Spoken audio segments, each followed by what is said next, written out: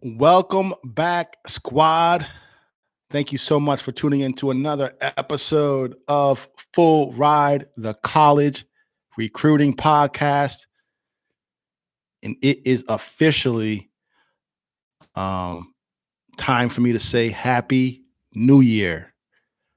As I record this, it is December 30th, but we are on the doorstep of a new year, 2021. And what a year it has been. But I am just so grateful to be here. And wherever you are, however you are listening or watching today's episode, I just thank you. I thank you for continuing to support the show, continuing to tune in every single Thursday for new episodes. And I'm grateful for each and every one of you. And if this is your first time checking out Full Ride, well, I hope it's not your last. I hope as you enter a new year, you continue to be part of our team and you listen to new episodes of Full Ride every single Thursday. Because it is our goal. It is my mission personally to make sure I help educate our student athletes, educate our families on the ins and outs of college recruiting. Because without that foundation, this can be a really challenging process. It can be grueling. It can be frustrating. And if you don't have that foundation, you're not going to accomplish the goals that you want to accomplish. I'm not, at least not for the majority of you student athletes and parents. For some of you, you've been blessed with amazing talent. Maybe you're a 5-star, 4-star, 3-star type recruit. You have, hundreds of offers coming your way. I'm so happy for you. But for the majority of us, and I say us because I was one of them, I affectionately call us, you under the radar recruits. It can really, you can have some trying days and some challenging days. And we just want to be that podcast for you that's going to A, encourage you, B, let you know everything's going to be okay. But then C, we want to really just equip you with that knowledge, that game plan, that blueprint that's going to really allow you to execute execute and make sure your dreams become a reality. So today, I just got to say, before I go too far, I always record, a new episode every single Thursday, but for this particular one, I wanted to not just do an audio, but I also wanted to make sure I upload it to YouTube. But the way my office is set up, 9 times out of 10, because it is audio, I don't really care what the background is, so we have my closet and, the door, all this different stuff. And for this particular time, I was like, what I want to do, because it is a new year, the last one of 2020, I want to record this and upload it to YouTube, so stream it. But I wanted to have a better background than, what I would normally have. So I always have a big glass of water next to me so I can kind of sip on it during episodes. So I had my glass of water, on my table, and I rotated my desk, and while I was rotating my desk, the water spills, goes everywhere on my sweatpants, on the floor, stuff falls off my desk. And I'm like, come on, you got to be kidding me. And I was kind of frustrated. But the silver lining in all of it is, and if you're watching, I'm holding them up. For the last 3 months, I have not been able to find my headphones. And I've looked everywhere for them throughout our house. And I have a 7-year-old. Again, if you follow the show, I have a 7-year-old daughter. I thought maybe she had taken them and used them for something. I could not find them. I'm blaming her. I'm blaming my wife. Like, where'd you put my headphones? Well, anyway, here they are. So the silver lining in all of this is the reason why I found my headphones is because I moved my desk. It was literally at my feet the entire time, but it was under the desk. And I never even thought to look underneath my desk. So I don't know, there's no moral of the story, but I wanted to share that with you because sometimes, even in your most frustrating moments, if you allow yourself to just kind of relax and breathe and exhale, you tend to find, something positive to come out of it. So for me, finding my headphones was a positive. But you know, as I always do, I woke up and I really gave some thought into, for this last podcast of 2020, what message did I want to share with my student athletes and of course my parents, but really for my student athletes. And so what I thought of was I thought of uh, a recruiting story I wanted to share with you, not my own because you may know my story already, but just for those who don't know, I was a former college athlete, played football at Northeastern University on a full ride scholarship. That's all I'm going to say for today. But I do want to share a recruiting story that I think may motivate many of you. Um, I want to talk about Game of Thrones. Yep, Game of Thrones, and then lastly, I want to wrap up and just kind of give you, some, I don't know if it's, some takeaways that are going to hopefully make 2021 your best year yet. So I'm not going to directly talk about college recruiting, but I do believe the things that I talk about are going to help you with college recruiting, and not just college recruiting, but really it's almost like a blueprint for life. But I definitely center it around helping you, maximize college recruiting, but then also maximizing 2021 and beyond. I want this upcoming year to be your best year yet. All right. But some few housekeeping, right? Just so you guys know, this might be a little bit longer than normal because, I really want to just leave you guys something in 2020. I want to leave you guys with some meat on the bone. So this is not a 15, this is not even probably a 30-minute episode because I have a lot on my heart. And, I just want to share with my squad, with my team, because I know we've all been through a lot and I just want to leave you guys with some positivity. But some housekeeping, as always, we are sponsored, powered by You Recruit You. For those watching on the video, you see my hat, and it's real dirty because I play golf in this hat. I go for walks with my dog in this hat. I do yard work in this hat, so I got sweat marks. But we are powered by You Recruit You. And for those of you who don't know what You Recruit You is, the business that I started, where I provide coaching to families who really want that one-on-one coaching, that guidance to help them navigate the college recruiting process. So if you want to work with me in 2021, you want to learn more about what we do and our mission, visit yourecruityou.com. That's the letter U, the word recruit, the letter U.com. And then you can also, just get to know us a little bit, follow us on social media. And it's at You Recruit You on Instagram, Twitter, Facebook. In YouTube, you actually have to search my name. So it's Keto, Kito, and then Delgado. So type in Keto Delgado on YouTube, and then our You Recruit You page will show up. There's a big U. You can't miss us. But so that's the housekeeping. So part one of the show, right? I want to tell you guys someone's recruiting story. Okay. So this is an individual who is definitely a late bloomer, plays quarterback, right? Entering his senior year, had 0 offers, none. All right. And throughout the year, he was a starter. And throughout the year, he would email pretty much every Division I college coach, offensive coordinator, quarterback coach under the sun. So remember, he plays quarterback. He's a quarterback. So he's emailing he's emailing the head coach. He's emailing the offensive coordinator. He's emailing offensive coordinators from hundreds of Division I programs. Not a single offer. Not one.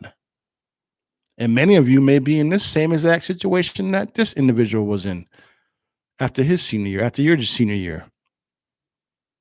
And what, unfortunately, though, what so many student athletes do at the end of their senior year when they don't have the offer, they quit. They give up on themselves. They think, well, it's not in the cards. It's not for me. They do the blame game. They have a pity party. They start to point fingers. They blame their coach. They blame their school. They blame their team. Maybe they blame their parents. They blame everybody for their circumstances. And they think the only way to get a scholarship is if they have to sign their national letter of intent coming out of high school. But this particular quarterback, to their credit, said, you know what? I have a dream. I have goals. And I'm not ready to hang up my cleats. So this individual decided, you know what? I'm going to humble myself. Maybe I'm not as good as I thought I was. Maybe I still got, I gotta keep working, and I gotta work on my game a little bit. So this individual decided to go to a junior college. He was at that junior college for a year. 1 year. And while he was at that junior college, he continued. He didn't stop. He continued to send emails to those coaches, updating them on his progress, updating him on his game, on his highlights, showing him his stats. And he still got ignored. Still got ignored. It's crazy, right? How many of you can relate to this? Maybe you're in junior college right now. First year, you just completed your first year. No coaches are replying to your emails. It's not good. That's not what you signed up for. But luckily, I will say, fortunately for this individual, through performance, through working on his craft, through handling his business in the classroom, he did receive 2 offers after 1 year at JUCO. And again, no, he emailed hundreds and hundreds and hundreds, so maybe more like thousands of coaches while he was in junior college for that 1 year. At the end of that 1 year, he got 2 offers. And I don't know the other school, but I can tell you he ended up getting a full ride offer to Wyoming. And maybe some of you are starting to know who this individual is. So this individual then goes to Wyoming, balls out, gets a growth spurt, gets bigger, stronger. He's putting up massive numbers. I think it's 3 years ago. I'm not positive. I think it's 3 years ago now. This individual was drafted in the first round, 7th overall, to the Buffalo Bills. And now that individual is probably going to finish 3rd or 4th in the NFL MVP voting, behind either Aaron Rodgers or Patrick Mahomes and possibly Derrick Henry. But definitely 3rd, if not 4th, in MVP voting this year. Pro Bowl performer. And for those of you who don't follow football, that's okay. The point remains the same. But that individual is Josh Allen. Josh Allen. And this is all public knowledge. As a matter of fact, I posted, when he got drafted on ESPN, there's a video clip of, when he got his name called. They tell his story. And I actually posted it on our Instagram page, You Recruit You. So look it up if you don't believe me. Or just Google Josh Allen and read it on Wikipedia. But this is an individual who came out of high school, not a single offer, went to JUCO for a year, only got 2 offers, picked Wyoming, And now he is the starting quarterback for the Buffalo Bills. And in probably one more year is going to become someone who makes 35 to $40 million a year. All because he did not give up on himself. All because he um, didn't, change his goals. He changed the plan. Like so many of you think, well, this is how it's going to be. You map it all out in your head. And then when that doesn't happen, you give up. He says, okay, I'm not going to change my goal. I'm just going to change how I achieve my goal. And for him, he realized he had to go to JUCO for a year. So I always preach to you guys to stay in the game. You got to stay in the game because I don't know all the details, but I think he may have grew 2 or 3, 4 inches while he was in college. I mean, while he was at JUCO, so he had a growth spurt. Remember, you guys are like 17 years old, 18 years old. Many of you aren't even done growing yet. So don't be afraid to stay in the game, bet on yourself. And I tell Josh Allen's story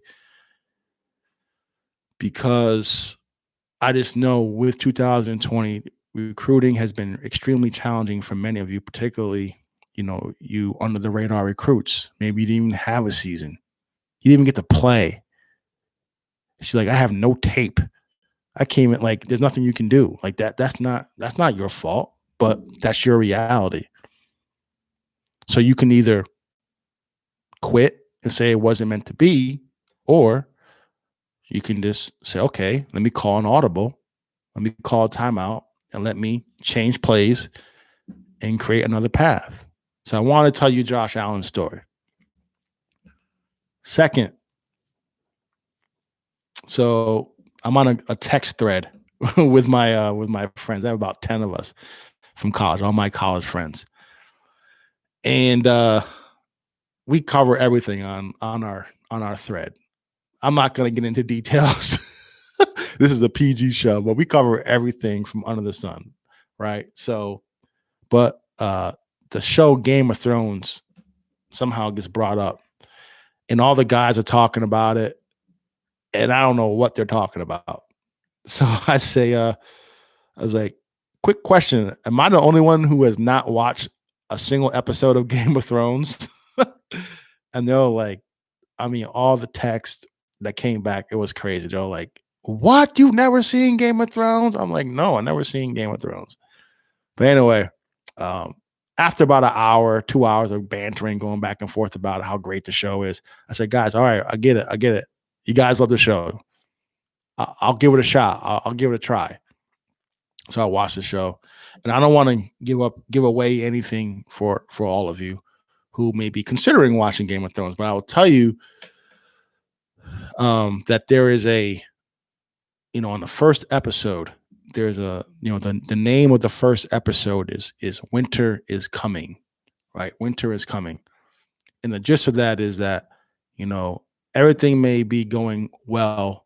Your situation may appear to be safe and comfortable, currently, but just around the corner, you never know, bad things could potentially happen. Negative things, can happen. And, obstacles may be thrown your way. Adversity may come your way. You may start to catch some losses. You might catch some L's. Winter is coming, right? And, and during that first episode, what some, the characters are talking about is like, we got to prepare for, for when that winter is coming. Everything is good now, but before you know it, it's going to be upon us. And the time to prepare for that storm is not during the storm, but you got to prepare for that storm before it happens.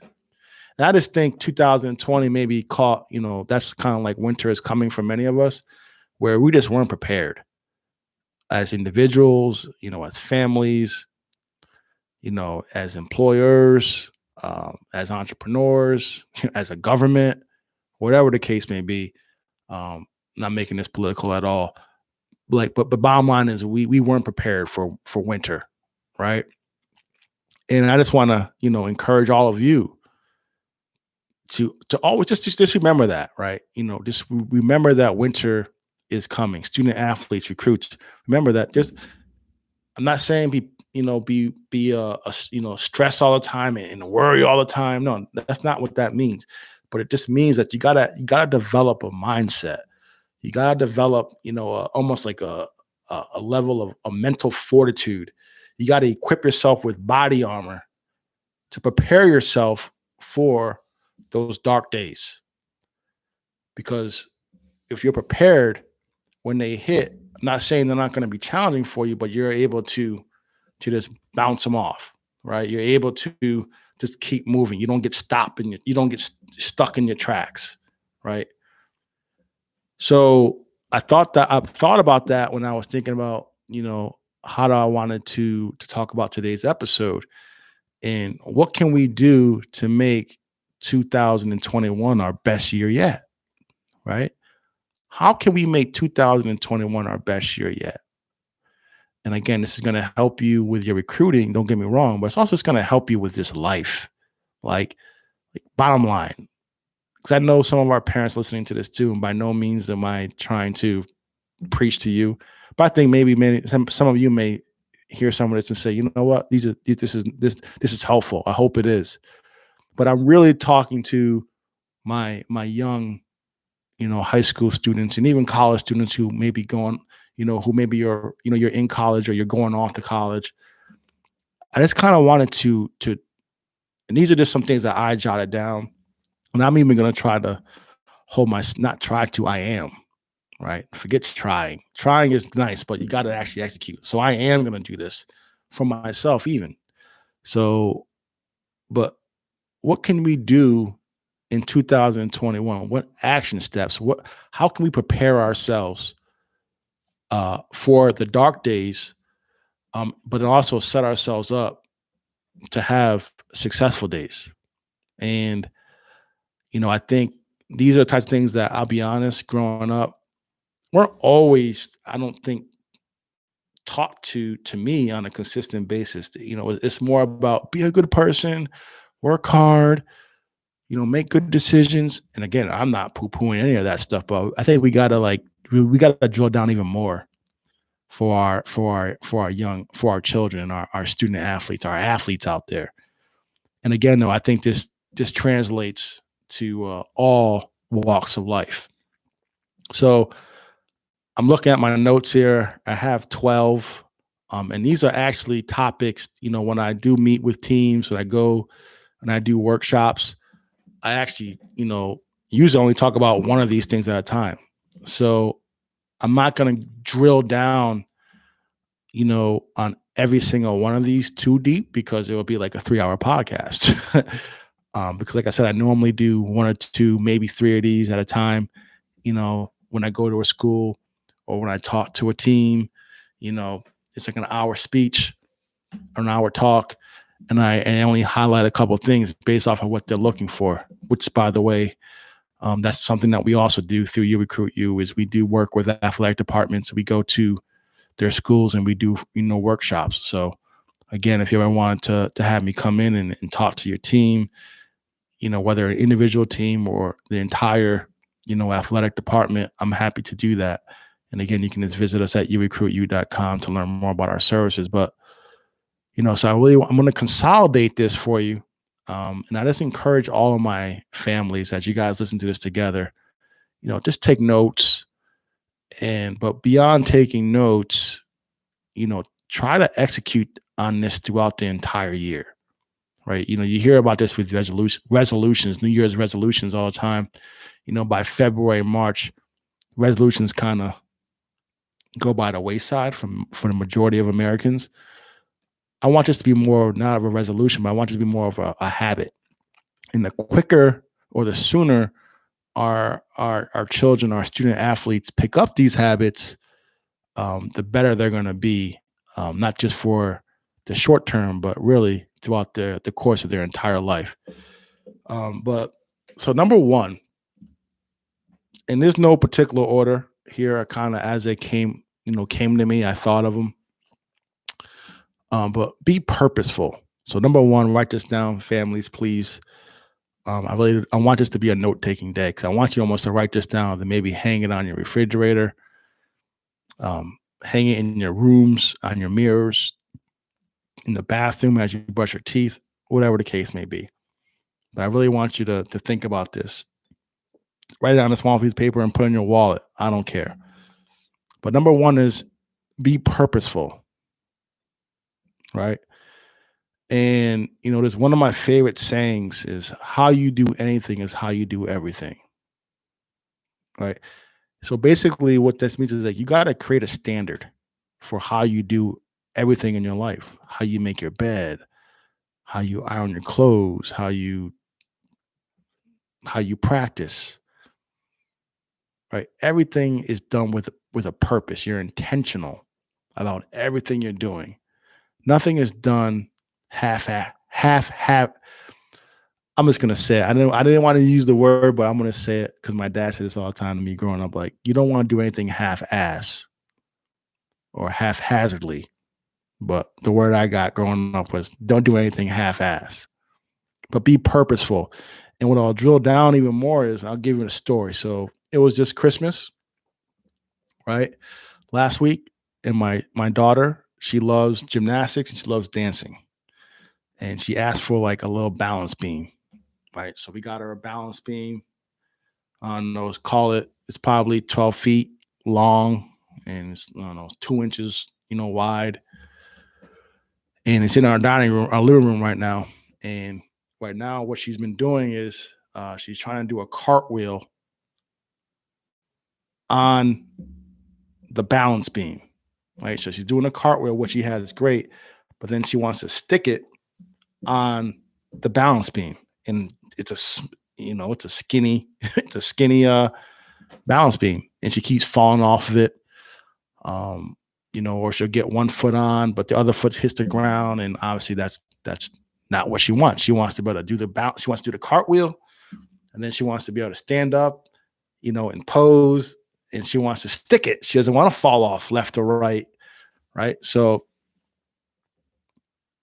I love the fact that she loves to practice. I mean, she's doing this. I'm telling you, she probably does about 50 cartwheels a day, and that's lowballing it.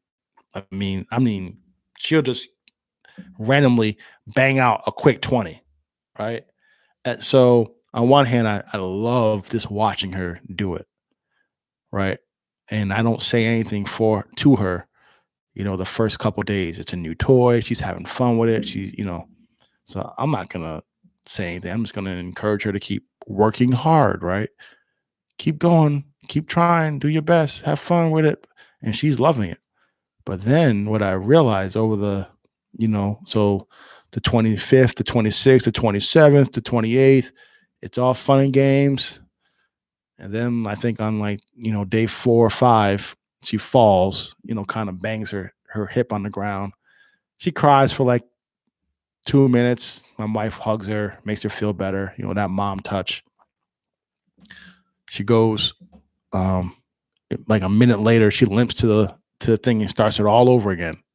Right. So I love watching that as a father. Like, she's practicing, but she was not being purposeful.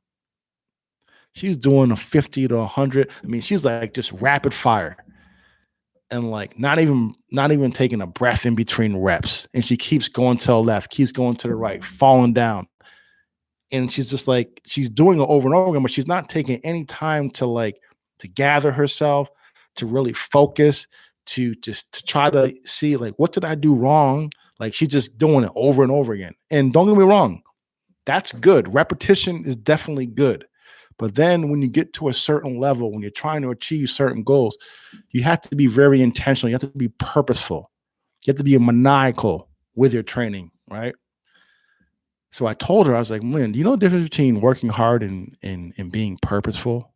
Of course, she didn't know what that means. She's like, what do you mean? I was like, right now, right, Melly, we call her Melly. Like, Melly, you're working hard. Like, I'm proud of you. Like, I love that since you've gotten this balance beam, you've probably done at least 1,500 cartwheels, and you haven't landed any of them. But I think she did like 2 or 3. But I love watching you just work on your craft. I love it. Like, I think it's great, and you're having fun with it. But the difference between working hard and being purposeful is you now have to really like focus on what you're doing.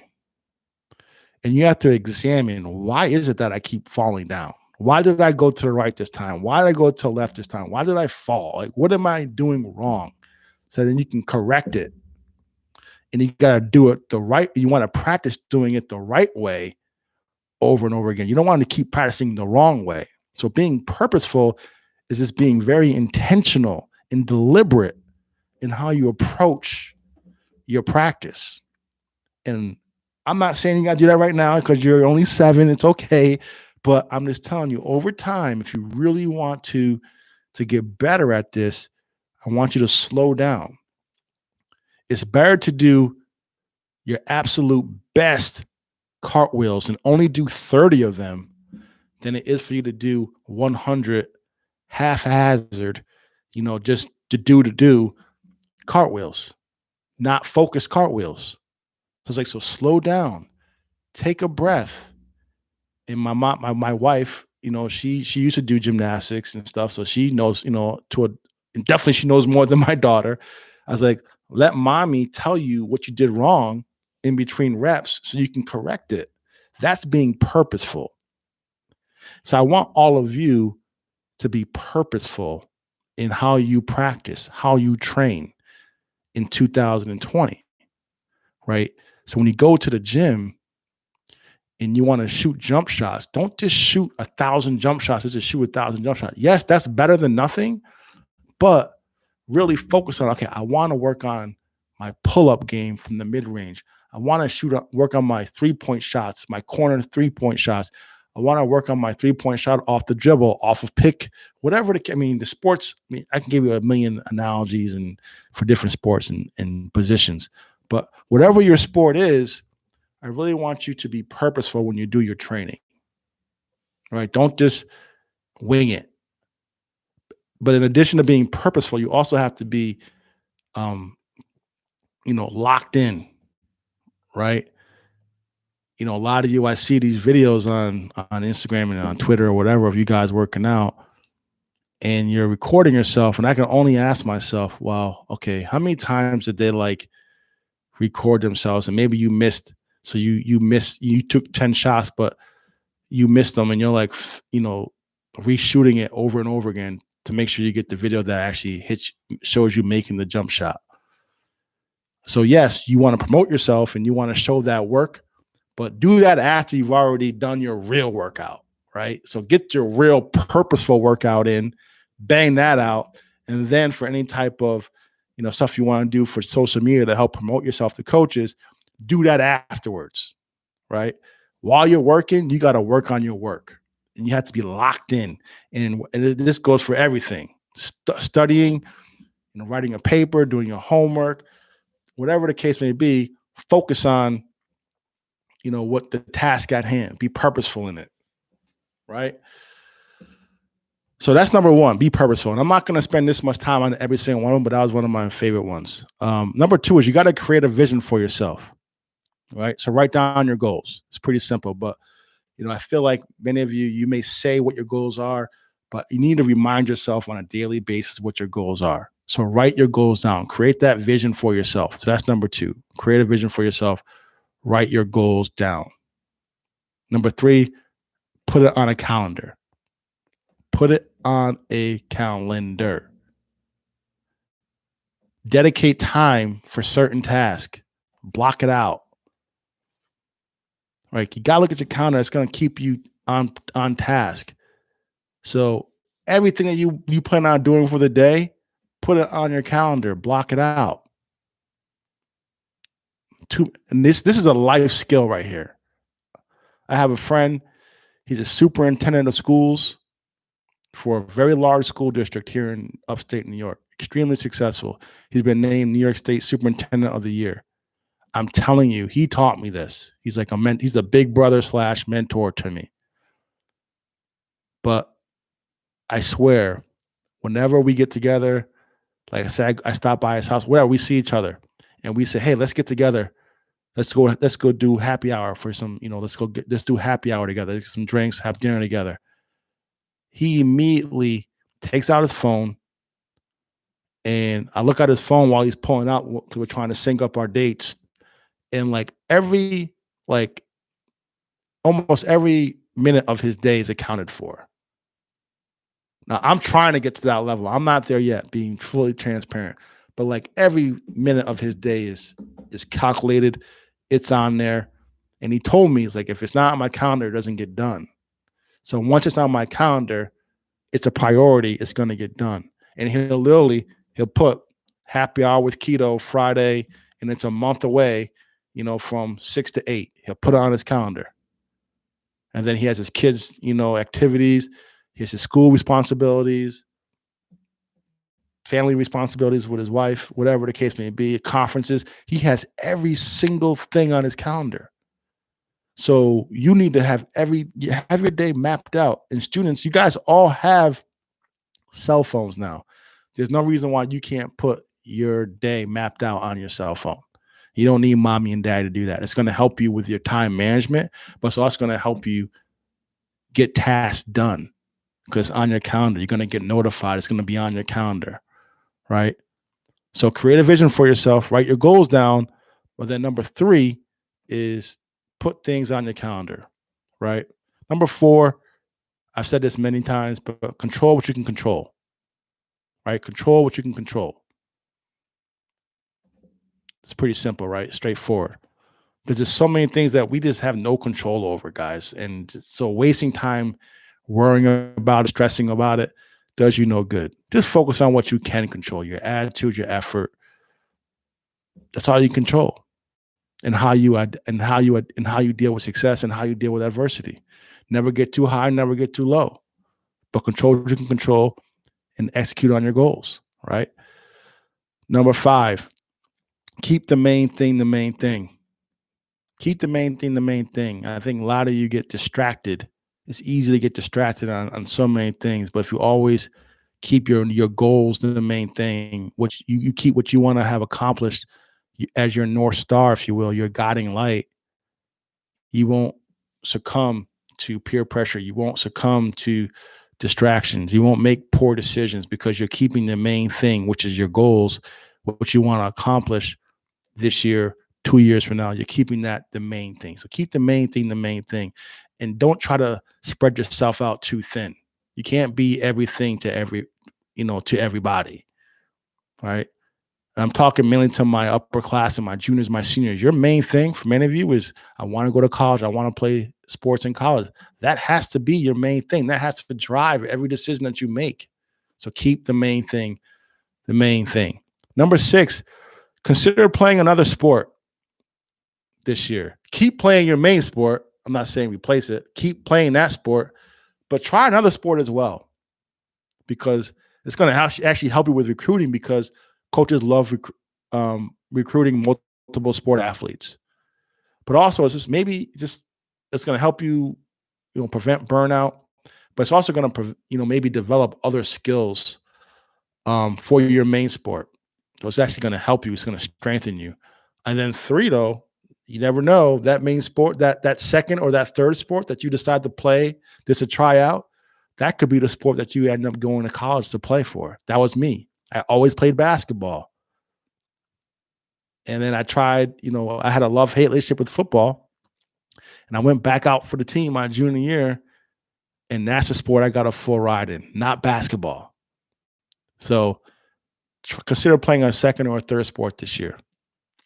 Number 7, be a beast in the classroom. And by the way, when I say beast, this does not mean you have to get A's, straight A's, right? Because I was a B student. I was a strong B student, 85, 88 average. But my parents always told me, like, listen, we're okay with you getting a B. Right? You don't have to get straight A's like your brother did. My brother got like a 4.0 at GPA. You don't have to get straight A's. But we're not going to let you bring home a C, because we know if you get a C in any subject, we know you didn't try your hardest, because you've already set the floor that you're a B student or higher. You're like a strong 85, 88 school student. So why would we ever accept a 72, 73? So whatever your level of beast is, Be that beast on a consistent basis. And for many of you, is no way are you ever going to be lower than a B, an 80. I think all of us, our beast at minimum is an 80, right? So be a beast in the classroom. Like attack it like you do sports. Work it. Have some pride about what you do. Set a standard and meet it. Do not accept mediocrity out of yourself. Go to class, lock in, pay attention, ask questions, do your assignments on time, show up on time, be respectful to your teacher. It's that simple, right? Be a beast in the classroom, right? Number 8, health is wealth. This is something I wish that I was taught growing up because I was a little skinny guy. I could eat anything I wanted growing up, anything. And that's probably what many of you are listening to this. My metabolism was just crazy where it didn't matter what I ate. I wasn't gaining weight. I didn't stretch. I didn't drink a lot of water, barely drank milk. I ate a lot of junk food. I'm not blaming my parents, but they gave, don't get me wrong. I ate well, healthy and all that stuff, but I was also, on my own, eating like crazy, eating junk. So you guys got to remember, as athletes, as student athletes, you have to, your biggest asset is your body, right? Your best ability is your availability. Like LeBron James is known, it's in fact that he spends millions of dollars a year on his body. Obviously, many of you, probably all of you, don't have the kind of budget LeBron James has. But what you can control, again, control what you can control. You can stay away from soda. You can drink a lot of water. You can make sure you get a good night's rest. You can determine, not eat fast food. You can stretch, do those little things like that. So take care of your body. Health is wealth. So that's number 8. Number 9, surround yourself with like-minded people, right? I feel like many of you, and this is a tough one for you, especially if you're young, you young individuals, like you got your childhood friends, and I get it. But at the end of the day, not all of them have the same goals and aspirations as you. And I just want to challenge you to really try to evaluate and take stock of your friends. Like if you ask your friends, like, what's your goal, man? What do you want to do when you graduate high school? Now, if your goal is to play sports in college and go to college, play sports in college, and their goal is not something even similar to that, I'm not saying abandon them, they're a friend, but try to add to your friendships people who are trying to go and accomplish the same things you're trying to accomplish, because iron sharpens iron, right? Iron sharpens iron. So I want you to really start to take stock of the people you're surrounding yourself with. And when you do that, in that same process, not only surround yourself, and I'm not just talking about your friends, but, role models, mentors, try to build relationships with teachers, try to, build a relationship with the guidance counselors. Just surround yourself with people who have already done what you're trying to do, who can kind of help you navigate life, right? Maybe it's your pastor at church, a deacon at your church. It could be anyone. It could be your neighbor. Maybe they're a few years older than you and they're cool. Like it doesn't happen. But my point is just try to surround yourself with people who are trying to either achieve what you're trying to achieve or who have already achieved what you're trying to achieve, because they can kind of lay out that blueprint for you. Right. And it snows a lot in upstate New York. Right. I'm from Schenectady, New York. It snows a lot. We got dumped on about 3.5 feet of snow 2 weeks ago or a week ago. And, the way I use better, the metaphor I use for, for mentorship is, the next day, I had to go to the store. I had to run to the store. It was like Christmas Eve. I got to grab something real quick. So I went to the store, and the roads though weren't that great. They were terrible out there. But as I was driving, I looked in my rearview mirror, and there was a plow truck riding behind me. I'm like, wait a minute, I can either keep going or I can pull to the side and let the plow truck go ahead of me and then follow the plow truck and let them clear out all the snow. Now I have a clear path. I still got to deal with some snow, but most of the snow is pushed to the side. So what I did was I put my hazards on.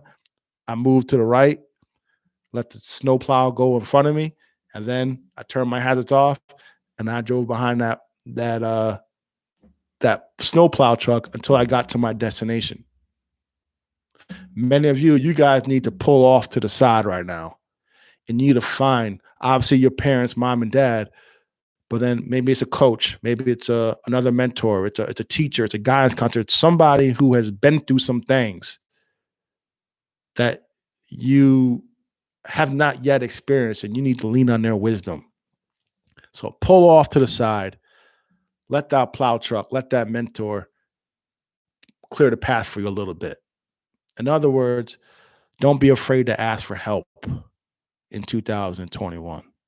Don't be afraid to ask for help. Right? Surround yourself with good people, but then don't be afraid to ask for help. Number 10, I need you guys to read more books. And you don't have to so much read more books, but then or listen to like audio books or watch or listen to like videos, like but videos that either educate you, that inspire you, um, or challenge you to go to the next level. I mean, hopefully my podcast is one of them, but I mean, there are just so many, thought leaders out there for you um to kind of gravitate towards. I'm not saying don't listen to the music of your choice. Definitely there's always time for you to listen to music and rap or country or hip hop, R&B, whatever your music are, heavy metal, rock and roll. I'm not saying you never listen to music and all that stuff. I'm not saying don't never watch Netflix. I'm not saying, don't watch Showtime and don't watch, your TikTok video. Do all that. But you also have to make time to just kind of like pause from all that and just really focus on what is it that you're feeding your mind, right? What are you feeding your mind on a daily basis, right? Your mind is no different than your body. If you feed your body junk, well, then your body's going to break down, or you're going to gain a lot of weight. You're not going to be healthy. Well, same thing with your mind, feeding your mind trash in, trash out. So I really want to encourage you to read more. And there's just so many different ways you can take this. I mean, it doesn't even have to be motivational. It doesn't have to be always educational. It can just be entertainment, a nonfiction book. It doesn't matter. But I think the more you read, there's just no downside, to reading a book. There's no downside to listening to a motivational video by like someone like Inky Johnson or Eric Thomas or Les Brown, right? Or Tony Robbins. There's no downside to that, right? As a matter of fact, for myself, just listen to watch, a lot of these athletes nowadays, your favorite athletes, a lot of them are writing books. One of my favorite athletes of all time, God rest his soul, Kobe Bryant, he has a book that's out. I got it for Christmas, right? The Mama Mentality. So I encourage all of you, if nothing else, get that book. But he talks about how he approaches, how he approached basketball and preparation, right? I'm on page 40 already. It's an easy read. That's a good book for you to read. But just in general, consider reading more books, right? Or listen to audio. Or if you're going to watch videos, try to fit in, videos that either teach you something about your sport, a new trait, new skill that, or something about leadership, character, mental health, um, there's just so many things. I think you guys got to expand yourselves a little bit, challenge, leave your comfort zone a little bit. And maybe your friends are like, what are you listening to? And now you put them onto it. And now, that's how you start to surround yourself with like-minded individuals. So consider reading more books in 2021. And then lastly, be grateful, right? Be grateful. Uh, Life is challenging at times, right? And definitely there are some bad things that happen to us at times throughout our life. But when you really sit back and reflect on any given day, even on your worst day, if you're still breathing at the end of your very worst day, I guarantee you have a lot of good things that happen to you throughout that day that outweigh the bad, right? So if you literally are this kind of goes back to number one, if you're purposeful and you're intentional and you truly are grateful for every little thing that happens to you throughout your day, that's going to help prepare you for the bad.